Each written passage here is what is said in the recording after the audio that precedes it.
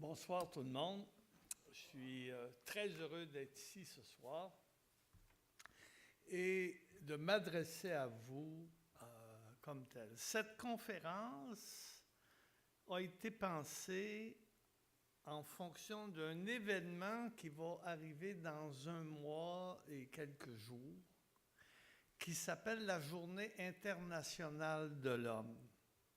Et j'ai pensé cette conférence dans le but de souligner des aspects positifs chez les hommes. On va aussi parler des choses qui ne marchent pas très bien, mais j'ai voulu cette conférence avec le titre que vous avez, « Oui, les hommes peuvent être fiers d'eux », parler de ce qui s'est passé ici au Québec comme changement du côté des hommes. Alors, merci. Ça va durer 1 heure, la conférence, à peu près, mais on va faire un petit arrêt de 10-15 minutes en cours de route. Alors, après ça, il va y avoir une période de questions. Alors, merci d'avoir choisi de prendre part à cette soirée sur les hommes.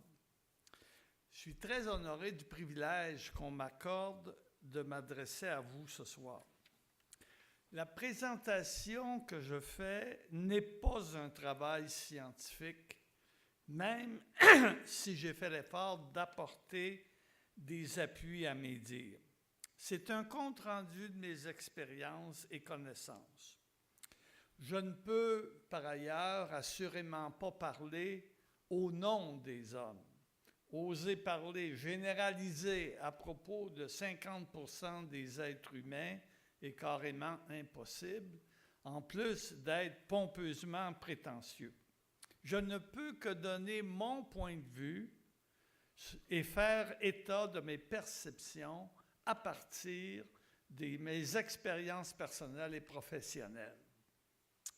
Je ne peux non plus étendre mes propos à d'autres sociétés que celle du Québec. En effet, je ne peux parler que des hommes d'ici, de ce que j'ai observé d'eux à travers mes contacts avec eux et avec ceux qui les reçoivent, les aiment et veulent les aider, et enfin par l'entremise de la littérature. Bien évidemment, vous pouvez le constater, mes propos seront influencés par mon parcours personnel et mes préoccupations. Il passe à travers le prisme déformant de mon vécu d'homme de 72 ans, travailleur social, professeur de travail social, chercheur, intervenant auprès des hommes, psychothérapeute et père. Vous voilà donc prévenu. On m'a demandé de parler, entre autres, de l'identité masculine, de ce que sont les hommes et des principaux changements qui les ont marqués et ont exercé une influence sur leur identité ici au Québec, au cours des dernières 60 ans. Bref, nous les hommes, qui sommes-nous et où en sommes-nous? Quelles sont les caractéristiques propres aux hommes? Qu'est-ce qui, d'une part, leur appartient en propre, qui passe à travers l'épreuve du temps et qui, de ce fait, revêt un caractère intemporel? Qu'est-ce qui, d'autre part, a changé chez eux et qui s'est modifié? En quoi la personnalité et les comportements des hommes se sont altérés? En bout de ligne, sommes-nous mieux maintenant qu'il y a 60 ans? Y a-t-il un progrès ou pas? Les questions sont simples, les réponses sont plus difficiles. Qu'est-ce qu'un garçon? Un homme. Un gars. Je suis né de sexe masculin, mais suis-je un homme? Un vrai homme?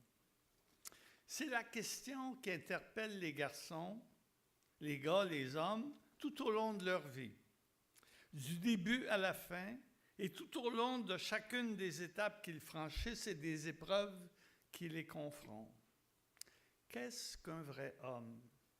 Le problème avec la présente conférence, c'est que les organisateurs n'ont pas choisi quelqu'un qui peut revendiquer être un vrai homme pour traiter du sujet. En effet, sous quelque aspect qu'on me considérera, on découvrira très rapidement que je ne me qualifie franchement pas pour porter le titre. D'un côté, il y a plusieurs des qualificatifs typiquement attribués aux hommes que je ne possède pas. Par exemple, malgré toute la volonté que j'y ai mis et les efforts que j'y ai consacrés, je suis obligé d'admettre que je ne vaux rien dans les sports. Je n'ai jamais fait compter un but à mon équipe de hockey. Je ne me distingue pas non plus par ma force physique, ni par mes habiletés manuelles, oh non. D'un autre côté, en cours de route, au fil de ma vie, j'ai essayé de m'affranchir d'une bonne partie de ce que l'on place sous l'appellation de « vrai homme », qui dans le fond correspond à l'homme traditionnel. En effet, quand on parle des vrais hommes, on parle de ces personnes de sexe masculin qui possèdent un certain nombre d'attributs qui font qu'on peut les considérer comme des vrais, des garçons, des gars, des hommes authentiques dans la plus pure tradition, référant à l'image plus ou moins mythique qu'on se fait des hommes. On se dit, ça c'est un homme. Il s'agit d'un modèle très contraignant, très exigeant et qui était en position dominante et en pleine force lorsque je suis arrivé à l'âge de la conscience.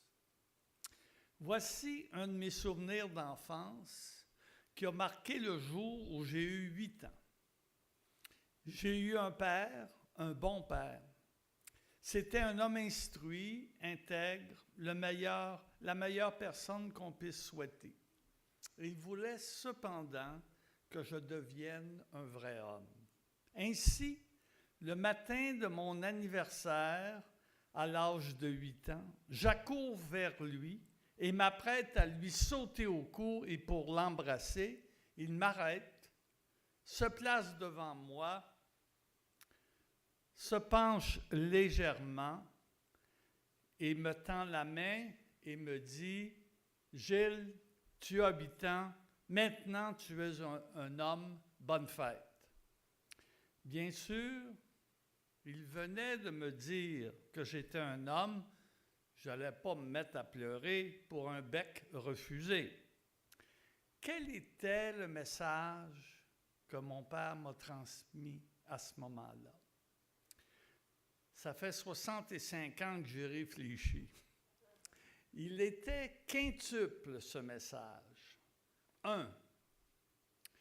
Tu n'es plus un bébé, tu es maintenant un garçon en voie de devenir un homme. Et le geste que je pose, moi, ton père, marque ce changement. 2, puisque tu es un garçon et non pas une fille, je m'attends à ce que tu te comportes en conséquence. 3, un homme ne fait pas montre de ses émotions. Il ne les étale pas, il les contrôle.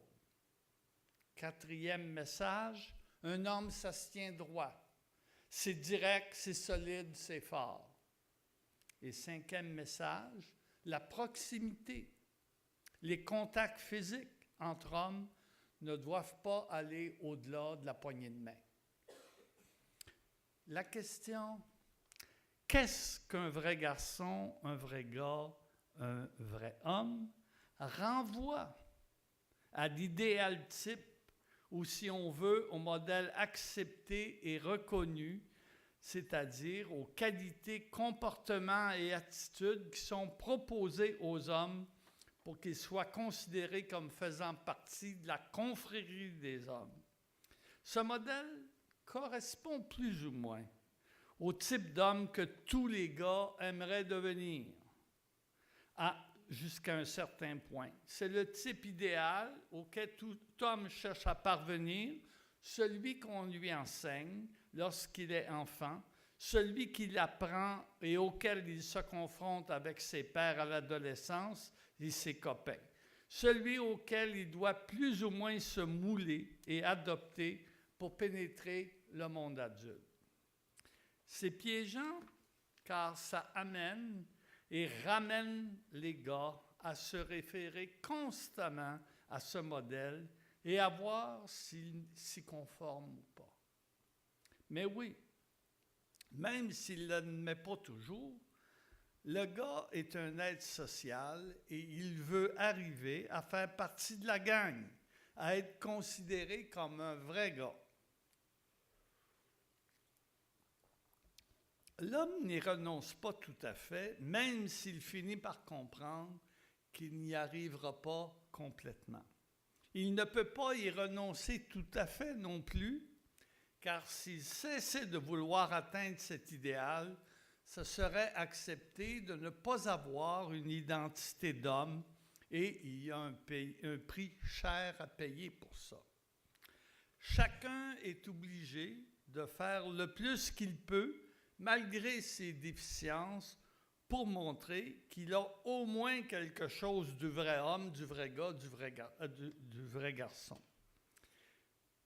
Si on n'est pas un vrai gars ou homme, même un petit peu, ou le plus qu'on peut, qu'est-ce qu'on est finalement au bout du compte? Il n'y a pas beaucoup de choix. On est ou bien rien du tout, zéro, un pas bon, ou bien, et peut-être pire encore, et gardez vos tomates pour la fin, on est des filles. Et oui, le contraire du gars, c'est la fille. Et en toute logique, si on n'est pas véritablement gars, on doit forcément être fille. Et ça, c'est menaçant. Et être une fille dans l'esprit d'un gars, qu'il soit hétéro, homo ou bi, c'est d'être du côté opposé. C'est posséder les traits d'une fille, qualités et défauts compris, et le premier étant d'appartenir à une catégorie différente, mais assurément inférieure. Et là, c'est reparti pour un autre tour. Pour ne pas être une fille, je dois montrer que je suis un vrai gars. Et pour ça, il faut que je leur montre à tous que je possède plusieurs de ces traits propres aux hommes. L'identité des hommes est construite autour d'un certain nombre de croyances de base, de prémices. Si vous m'avez suivi attentivement, vous en avez déjà débusqué quelques-unes de ces prémices dans les derniers paragraphes que je viens de vous lire. J'explique et j'en ajoute d'autres. Voici, selon moi, les 4 principaux. 1. L'homme doit être le premier en avant. Il doit vaincre. On est gagnant, sinon on n'est rien. Si tu n'es pas le meilleur, tu échoues, tu es un pas bon. Tu dois performer en toutes circonstances, vie sexuelle incluse, et te montrer sans faille. Tu as réponse à tout, tu surmontes tous les obstacles, et tout ça sans hésitation aucune. 2. L'homme est supérieur aux femmes par sa force et par son intelligence et par le pouvoir qui est sien.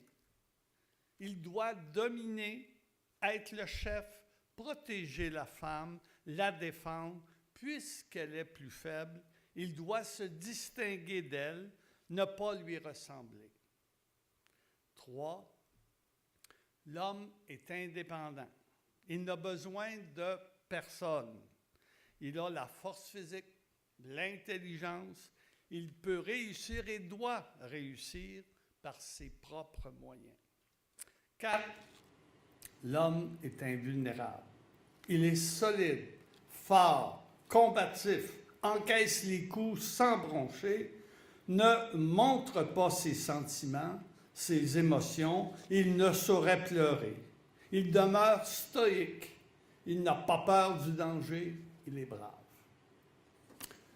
Le modèle de socialisation des hommes est à l'origine d'un grand nombre de problèmes qui affligent tant les hommes que les femmes. Comme Yves Nantel, qui est un intervenant social, un travailleur social, le disait, le processus de socialisation favorise le développement d'une identité en accord avec les caractéristiques attribuées au genre et limite l'expression de l'humanité autant des hommes que des femmes. La fabrication sociale des hommes possède ses prémices, ses injonctions, son code de la masculinité et ses moyens de régulation permettant l'intégration des modèles sociaux et une identité masculine bien intégrée se doit de maintenir et de représenter une image d'indépendance et d'invulnérabilité. 3 remarques. La première, bien sûr, ce modèle idéal type est irréaliste et basé sur un ensemble de faussetés et d'exagérations grotesques.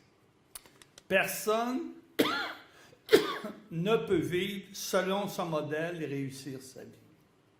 Personne ne peut prétendre être toujours gagnant, supérieur, indépendant, invulnérable. Toutefois, malgré son irréalisme, le modèle continue à se perpétuer. Qu'il soit illusoire, impraticable, invivable dans le sens plein du terme, n'empêche pas sa pérennité.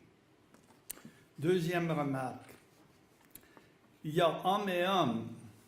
Je veux dire par là que l'adhésion au modèle varie selon l'homme à qui on parle.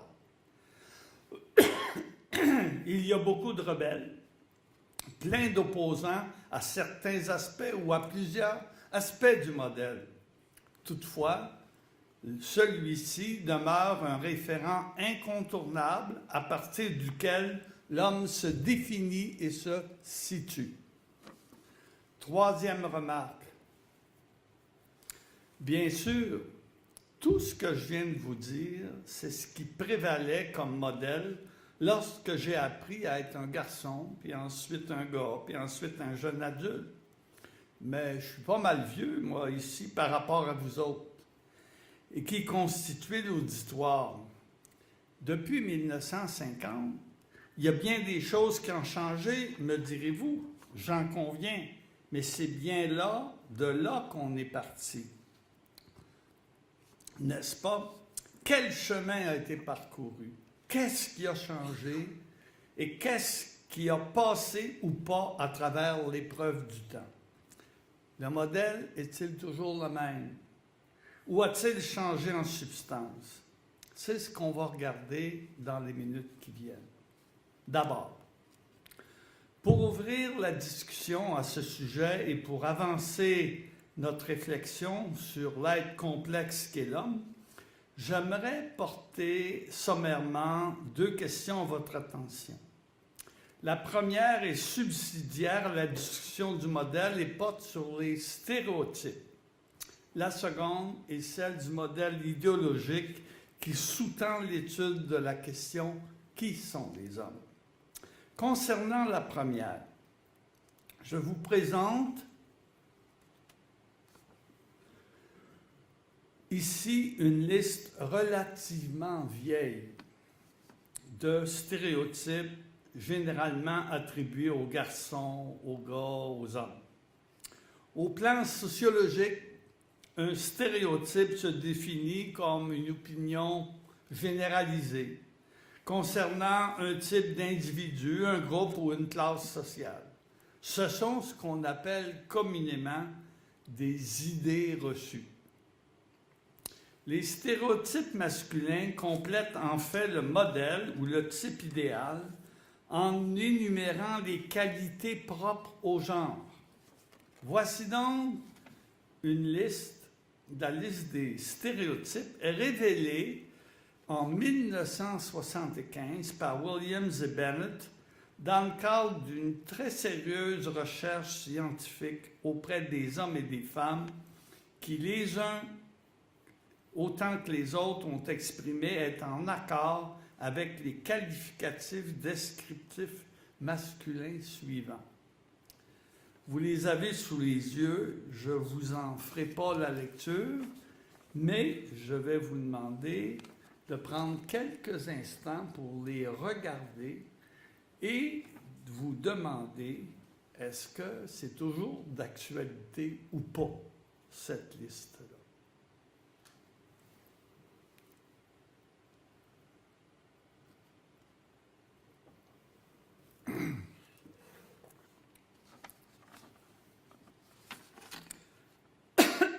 On peut se demander en quoi cette liste est désuète ou pas.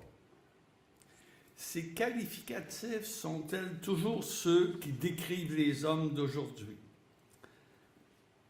Prenez quelques-uns, 2 ou 3, et demandez-vous si vraiment ils ont changé. Même si vous êtes jeune et que vous n'étiez pas là en 1975, est-ce que vous pensez que ces qualificatifs-là sont appropriés de nos jours? En conclusion de ça, la liste est incomplète. Elle est américaine, mais est-ce qu'elle est toujours d'actualité? La deuxième question, c'est celle du modèle idéologique. Depuis la fin des années 60, les débats touchant aux deux questions de qui sont les femmes et qui sont les hommes se situent à l'intérieur d'un courant important en sociologie qui s'appelle le constructivisme. Cette doctrine tire son origine du livre « La construction sociale de la réalité » de Berger et Luckman. Tout pour le constructivisme est socialement construit et rien n'est déterminé par la nature des choses. Ce que nous prenons pour la réalité n'est que l'effet de nos croyances collectives. D'où la maxime « le sexe est donné, mais le genre est choisi ». Selon l'Organisation mondiale de la santé, le mot « sexe » réfère davantage aux caractéristiques biologiques et physiologiques qui différencient les hommes des femmes. Le mot « genre » sert, lui, à évoquer les rôles qui sont déterminés socialement, les comportements, les activités et les attributs qu'une société considère comme appropriés pour les hommes et les femmes. Le problème, c'est qu'il y a clivage entre les deux. Une fois qu'on admet que les hommes ont un sexe, une identité biologique, on dit que ça n'a plus rien à voir avec le genre.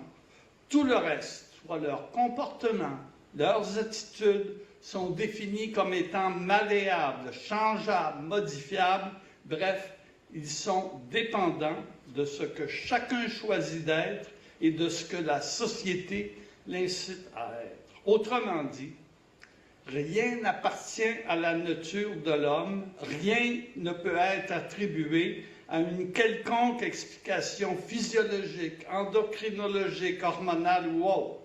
Ce sont là des excuses servant à justifier des comportements inadmissibles. Tout est appris et tout est choisi. L'écrivain et militante des droits des femmes Nancy Houston s'insurge contre ce dogme dans son dernier livre. L'auteur explore les différences fondamentales entre les hommes et les femmes dans Reflet dans un œil d'homme. Selon Houston, le biologique, ou tout le moins des habitudes archaïques acquises depuis les débuts de l'humanité, peuvent expliquer plusieurs des comportements des hommes et des femmes. Il existe une telle chose que l'inné. Toutes les différences ne sont pas construites. Ainsi, globalement, nous sommes programmés pour la reproduction. Tout compte fait, 90% des femmes font des enfants et la plupart des hommes veulent des bébés. Il ne sert à rien de nier le désir, l'attirance naturelle entre les hommes et les femmes chez la plupart. Toujours selon Houston, il faut aussi accepter que les garçons et les filles n'auront pas les mêmes comportements dans les jeux et ne choisiront pas les mêmes jouets. Sans surprise, on verra les garçons s'orienter vers des jeux plus turbulents, aimer les autos de course, les jeux vidéo. Au plan sexuel, il y a chez les garçons une tempête hormonale à l'adolescence. Ça s'accumule physiologiquement et ce n'est pas le cas pour les femmes. Ça se passe pas de même. On nie la différence des sexes tout en l'exacerbant à travers des industries de la beauté pour les femmes et de la pornographie pour les hommes. Et on arrive à cette génération d'adolescents qui, chez eux, dans le secret de leur chambre, accèdent à la pornographie illimitée. Ce n'est pas simplement choisi ou appris. Ce qui se passe là, c'est plus que l'effet de nos croyances.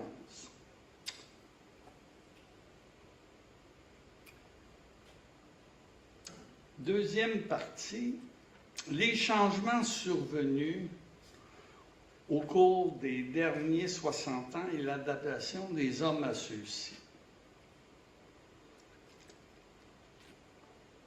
Au-delà de ce que je viens de dire, et prenant pour acquis le biologique, il y a le fait que le monde change et que les hommes changent en conséquence. On ne peut parler des hommes qu'en les situant dans le contexte de leur environnement physique et social et de leur époque. Ainsi, l'homme des années 1800, des années 2000, d'Europe, d'Amérique, d'Asie sont différents. On doit éviter de porter jugement sur les cultures qui n'y sont étrangères et sur les époques. Pour voir si les hommes ont changé, prenons un point de comparaison, la société d'ici, d'il y a 50 à 60 ans, et voyons les changements survenus et comment ceux-ci ont modifié notre conception de ce que c'est qu'être un homme. Remontons ensemble le cours de l'histoire jusqu'à 1953 et voici en 9 points la société que j'ai connue, moi, comme enfant de 11 ans. La religion domine la vie sociale, première caractéristique. Tout le monde est catholique, pratiquant. Le pouvoir religieux encadre les principaux aspects de la vie des gens. Les institutions sociales sont influencées par la religion. Écoles, hôpitaux, caisses populaires, syndicats, tout ça est catholique. Le modèle de l'homme traditionnel est soutenu par l'ensemble de cet appareil. Le clergé contrôle les principales institutions sociales et la religion détermine les règles de vie des familles, incluant la sexualité et le nombre d'enfants. Une famille unie est une famille qui prie. Deuxième caractéristique. L'homme est le chef de famille et la femme lui doit obéissance et soumission. On se marie pour la vie, le divorce n'existe pas. Il n'y a qu'un seul type de famille, la famille nucléaire. Les hommes sont au travail et les femmes à la maison. Les familles comptent beaucoup d'enfants et les tâches des femmes sont de s'en occuper, de préparer les repas, de tenir la maison.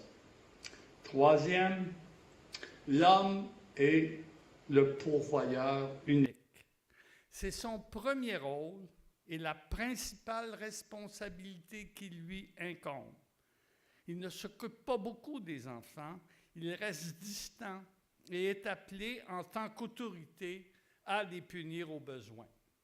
Il est fatigué lorsqu'il rentre du travail et il a droit au repos après une journée éreintante. Quatrième, les hommes travaillent sur la ferme ou à l'usine pour la plupart. Les gens sont relativement pauvres, à l'exception d'une petite élite qui mène une vie facile. Le travail est dur, physiquement exigeant. Les heures sont plus longues et les conditions de travail plus difficiles. 5, il y a plein d'accidents de travail, beaucoup d'accidents d'automobile, peu de protection et pas de prévention. 6e, les gens sont peu instruits de façon générale. Le système d'éducation sépare les filles des garçons. Un tout petit groupe a accès aux postes secondaires. Les filles sont exclues des études et l'université, c'est pour un nombre restreint. De toute façon, les parents ont besoin de main-d'œuvre ou ne peuvent soutenir leurs enfants bien longtemps. Ceux-ci doivent quitter le foyer tôt et gagner leur vie par eux-mêmes. 7e caractéristique, les services de santé coûtent cher. Comme il faut payer le médecin, l'hôpital, on ne les utilise qu'en cas de nécessité absolue, et le dentiste, lui, c'est pour arracher les dents. La santé publique se résume à la pasteurisation du lait pour réduire la mortalité infantile, aux vaccins dispensés à l'unité sanitaire et à la lutte à la tuberculose. 9e, les gays, eux, sont renfermés dans le placard. Ceux qui s'affichent ou qui sont découverts font objet de mépris et de risée. Ils sont bannis, exclus de la société. Si on regarde aujourd'hui, qu'est-ce qu'on voit en comparaison? Et voici mes principales observations, le regard que je porte en 14 points. Première, la société est séculaire et du coup, l'Église a perdu son emprise et son influence. Elle est devenue une institution comme une autre. La foi en une religion est devenue une question personnelle. Il y a éclatement des croyances. Les gens ont retrouvé une liberté et ne se sentent plus limités par les comportements moraux déterminés par l'Église. Deuxième, un régime politique de type social-démocrate a été mis en place et prévaut avec ses filets de protection sociale, ses mesures sociales, assurance santé, garderie publique, régime des rentes. L'homme ne dépend plus que de lui seul. Troisièmement, l'avènement de la pilule et l'abandon de l'Église ont bouleversé les comportements. Les femmes décident si et quand elles veulent un enfant. Elles ont pris le contrôle de leur corps et de ce fait sont libres. La liberté sexuelle fait partie des traits marquants de la société. Les naissances sont moins nombreuses, mais désirées. Tout le monde est plus libre et subvenir aux besoins de la famille constitue une obligation moins lourde. Quatrième, l'homme n'est plus le chef de la famille, mais se situe en relation d'égal à égal avec sa conjointe. Son union avec elle s'inscrit dans une forme de partenariat. Il n'y a plus de supérieur et de subalterne. Chacun partage avec l'autre la responsabilité et les devoirs. L'union dépend du bon vouloir des deux parties et chacun est libre de mettre fin à l'entente si elle ne le satisfait pas. Les divorces sont fréquents et les familles reconstituées à géométrie variable sont une réalité quotidienne dans nos vies. 5e, l'homme n'est plus le pourvoyeur unique. Sa conjointe, comme la très grande majorité des femmes, est sur le marché du travail et apporte une contribution significative, parfois même supérieure à celle de l'homme. Les femmes ne sont plus cantonnées à la maison, mais peuvent aussi se réaliser dans la société et apporter beaucoup, une contribution remarquable. 6.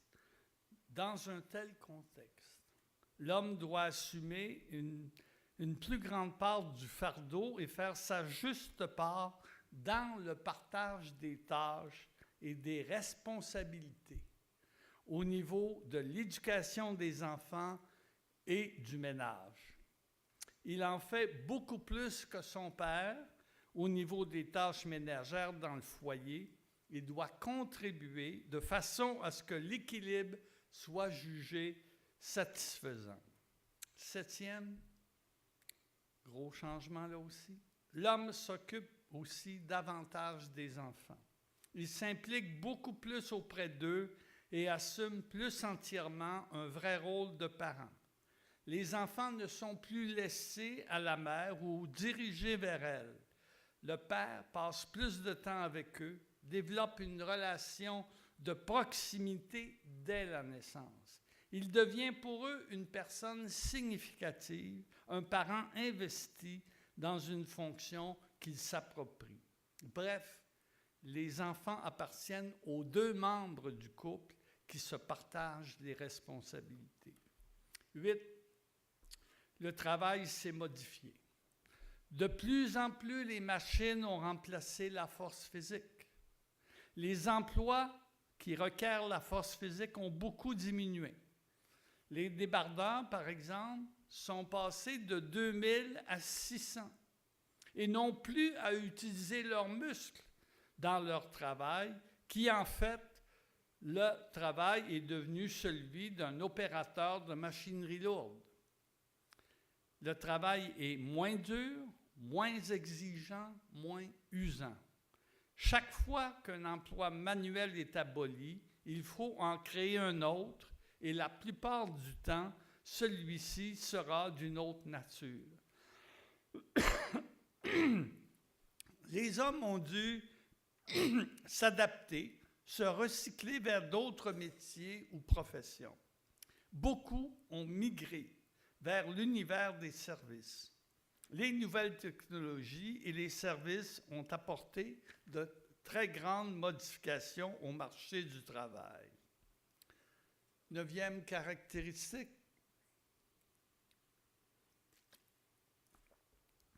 l'homme est plus instruit. L'éducation supérieure a été rendue accessible à tous et les hommes y ont eu recours. Nous sommes dans une société du savoir, dans la modernité.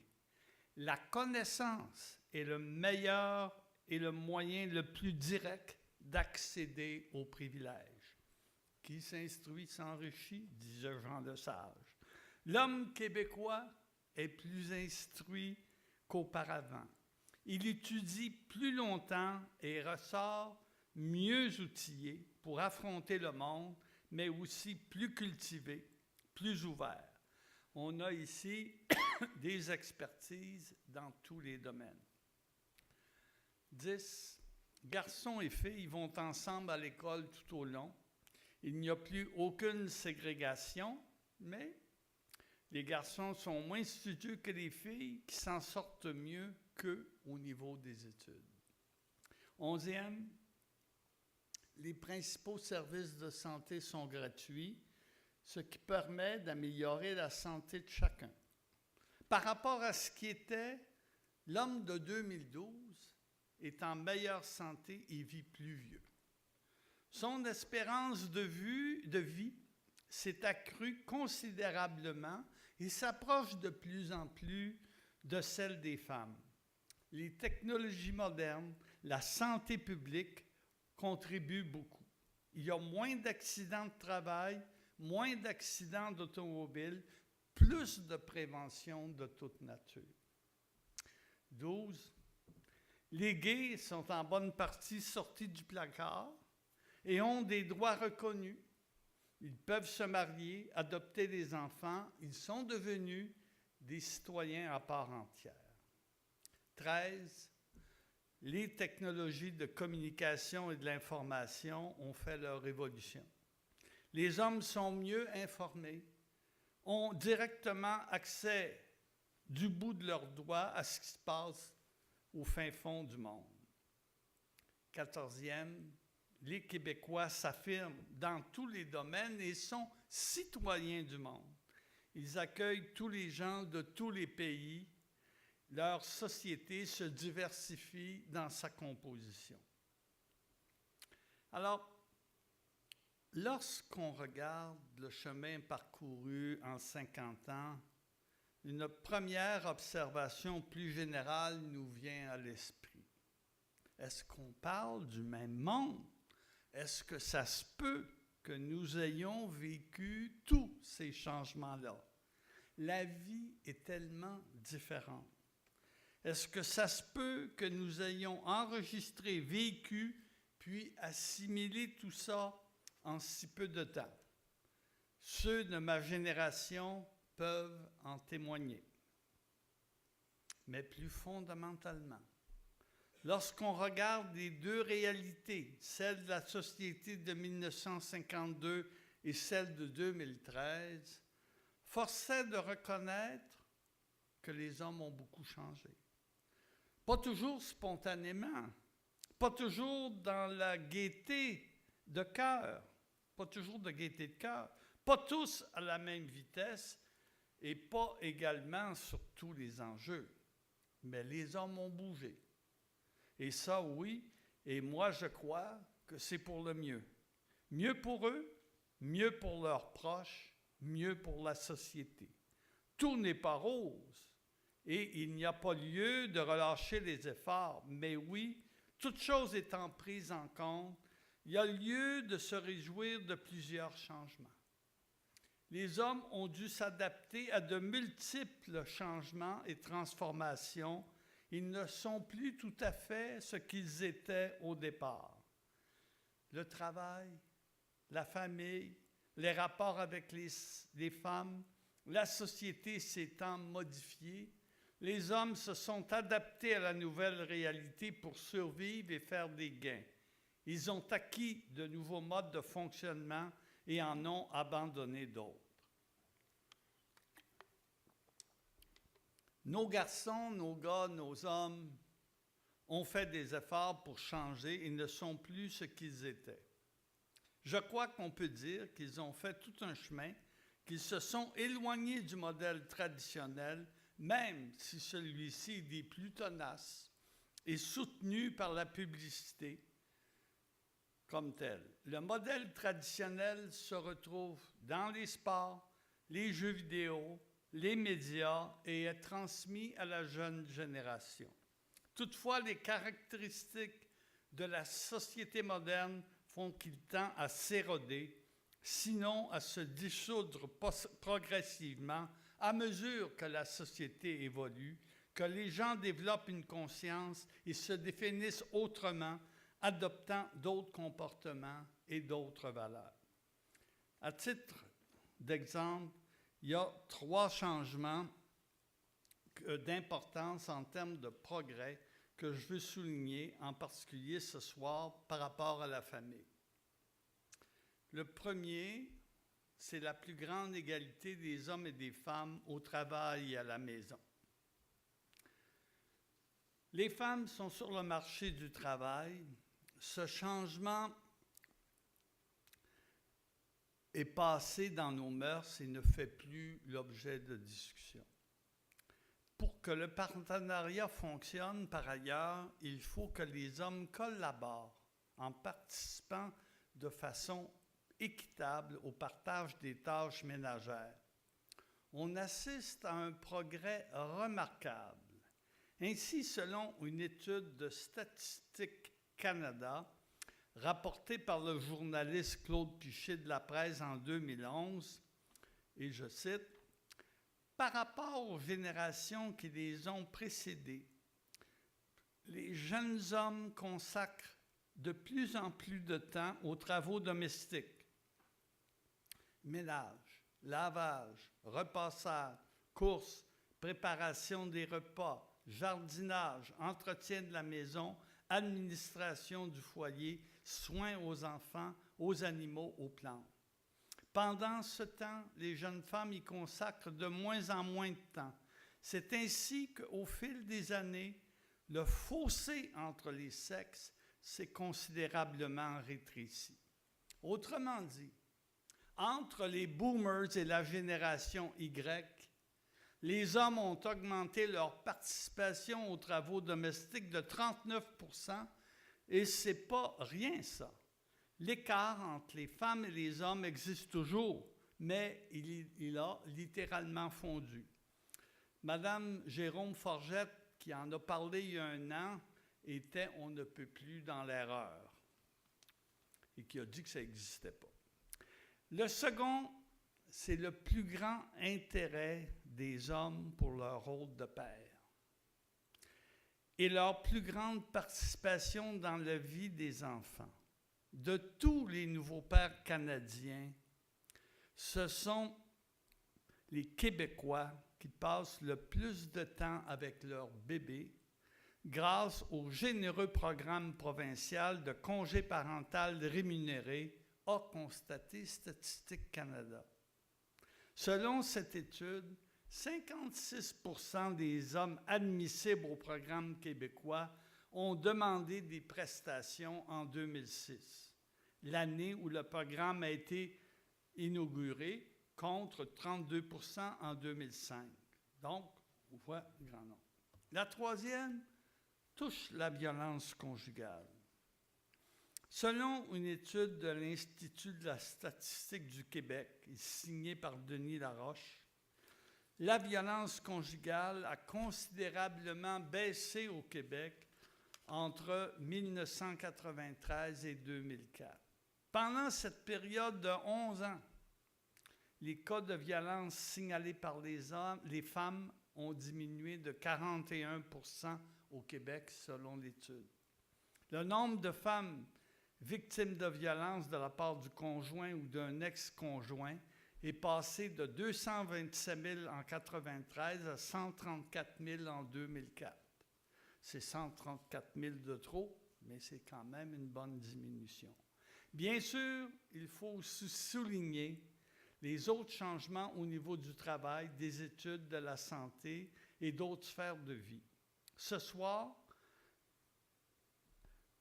je crois qu'il importe de mentionner les efforts faits par les hommes et les remercier pour cela. Il y a des améliorations, des progrès indéniables qui doivent être soulignés. Les gars et les hommes peuvent être fiers d'eux.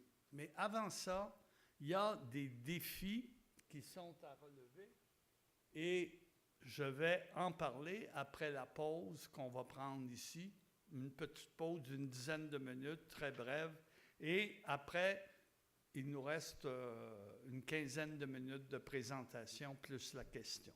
OK? Alors, bonne pause.